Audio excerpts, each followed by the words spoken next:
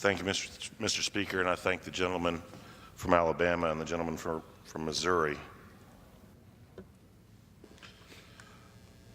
The Bible says, "Greater love hath no man than this, that he would lay down his life for his friends."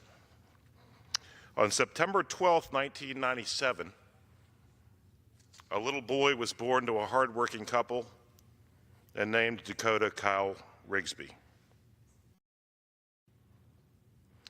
Dakota's father served in the military, and this would influence Dakota's decision to one day follow in his father's footsteps and also serve this great nation.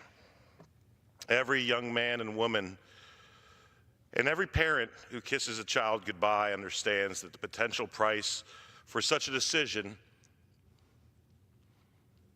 is to make the ultimate sacrifice for something that's bigger and greater than yourself.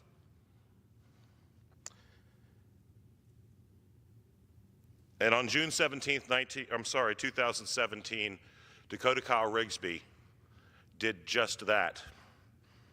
Along with 6 colleagues, Yeoman 3rd Class Shingo Alexander Douglas, Sonar Tech 3rd Class Ngoc Truong Huan, Gunner's Mate 2nd Class No Hernandez, Fire Controlman 2nd Class Carlos Victor Ganzon Sibian, Personnel Specialist 1st Class Xavier Alec Martin, and Fire Controlman 1st Class Gary Leo Rem.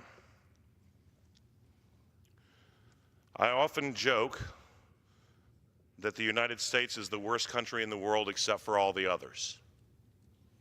And when a slave owner named Jefferson articulated an idea for the world that all people were created equal, it harkens to the preamble to the Constitution that gives us not a perfect union, but asks us to work towards a more perfect union, which means that there is always work to be done.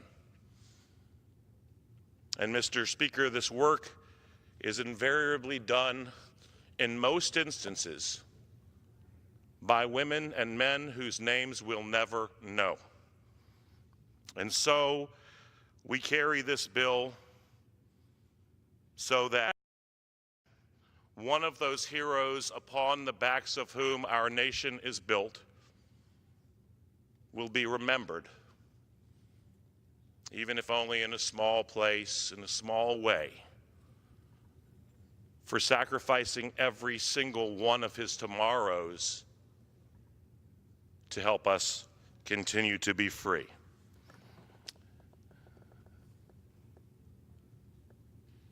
He joins legion of Americans, numbered in the millions, who have given the ultimate sacrifice. We know the name of Abraham Lincoln. We know the name of Dr. Martin Luther King Jr. We need to remember the names of people, heroes like Dakota Rigsby. And so this young man devoted to service demonstrated this from his time in high school as a volunteer firefighter to that eventful night when he executed his duties and went to bed for the day on the USS Fitzgerald. And I understand that there is a lot that we still need to do in this country. But please understand that we are where we are because better people than us have given all of their tomorrows for us to be here. And I would submit that when you hear that national anthem, while I would defend to my last breath your right not to stand, that you do stand. Stand up for Dakota Kyle Rigsby, because by God, he stood up for us. Thank you, Mr. Speaker.